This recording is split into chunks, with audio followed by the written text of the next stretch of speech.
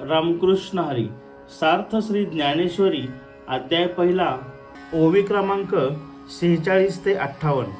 नाना पुरतीये प्रतिष्ठे लागी, सानिव धरुणी अंगी, पुराणे आख्यान रूपे जगी, भारता आली मनोनी महाभारती नाही, ते नोहे लोकितीही, येणे कारणे म्हणिपे पाही, व्यासोचिष्ट जगत्रय, ऐसी जगी सुरस कथा, जे जन्मभूमी परमार्था, मुनी सांगे नृपनाथा, जन्मे जया, जे अद्वितीय उत्तम, पवित्रेक निरुपम, परम मंगल धाम अवधारी जो, आता भारत कमळोपरागू, गीताख्य प्रसंगू, जो संवादला श्रीरंगू अर्जुनेसी, ना तरी शब्द ब्रह्माब्दी, मथियला व्यासबुद्धी, निवडिले निरवधी नवनीत हे, मग ज्ञानाग्नी संपर्के, कडसिले विवेके, पद आले परिपाके, आमोदासी, जे अपेक्षी जे विरती, सदा अनुभवी जे संती,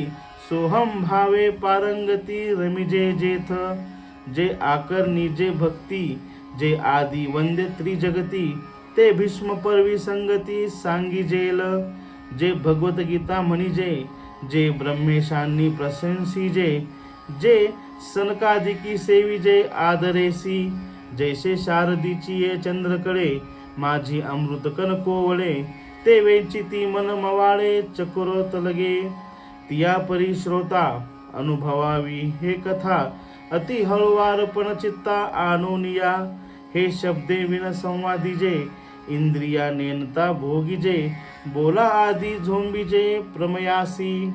अर्थ: आपणास मोठी प्रतिष्ठा लाभावी म्हणून स्वतःच्या अंगी नम्रता धरून सर्व पुराणे आख्यान रूपाने महाभारतात येऊन जगामध्ये प्रसिद्ध पावली. म्हणूनच महाभारतामध्ये जे नाही ते तिन्ही लोकांमध्ये नाही. महर्षी व्यासांच्या नंतर त्रैलोक्यात जे भाष्यकार झाले त्यांनी महाभारतातील सिद्धांताचा अभ्यास केला. व्यासोचिष्ट जगत्त्रयम असे म्हणतात. अशी ही जगात सुरस म्हणून सुप्रसिद्ध असलेली आणि परमार्थाची जन्मभूमी असलेली महाभारताची कथा आहे. ही कथा जन्मेजय राजाला वैशंपायन ऋषींनी सांगितली. श्रोते हो, ही कथा एकाग्रतेने श्रवण करा. हे महाभारत अद्वितीय, उत्तम, अतिपवित्र, निरुपम आणि सर्व मांगल्याचे परम स्थान आहे. गीता महात्म्य. महाभारत हे जणू काही कमळ असून भगवान श्रीकृष्णांनी अर्जुनास सुखसंवादाच्या रूपाने सांगितलेली गीता हा जणू काही त्यातील सुगंधी पराग आहे. महर्षी व्यासांनी आपल्या प्रखर बुद्धीने वेदरूपी समुद्राचे मंथन करून महाभारत रूपी अनुपमय नवनीत काढले. मग ते नवनीत ज्ञानरूप अग्नीच्या संबंधाने विवेकपूर्ण वाढवले आणि त्याचा उत्तम परिपाक म्हणून त्या लोण्याचे सुगंधी साजूक तूप झाले. ते म्हणजे गीता होय. वैराग्यवान देखील या गीतेची इच्छा करतात. संत देखील नेहमी या गीतेचा अनुभव घेतात.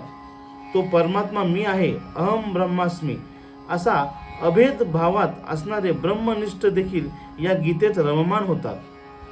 भक्त जिथे परम श्रद्धेने श्रवण करतात, जी त्रैलोक्यात प्रथम वंदनीय आहे, जी भीष्म पर्वात प्रसंगाच्या अनुरोधाने सांगितली आहे, ती भगवद्गीता होय. ब्रह्मदेव आणि महादेव तिची स्तुती करतात. सनकादिक परम श्रद्धेने तिचे श्रवण पठन मनन करतात. श्रोतृवृंदास विनंती. शरद ऋतूतील चंद्रकलेत असलेले कोवळे अमृतकण चकोर पक्ष्यांची पिले जशी अतिशय मृदू मनाने वेचतात, त्याप्रमाणे श्रोत्यांनी चित्त शुद्ध करून एकाग्रतेने अत्यंत हळुवारपणे भगवद्गीतेचा अनुभव घ्यावा. शब्दांशिवाय या गीतेच्या अर्थाची मनातल्या मनात चर्चा करावी. इंद्रियांना नकळत याच्या अर्थाचा अनुभव घ्यावा. वक्त्याच्या मुखातून शब्द प्रकट होण्यापूर्वीच त्यातील सिद्धांताशी एकरूप होऊन राहावे. रामकृष्ण हरी.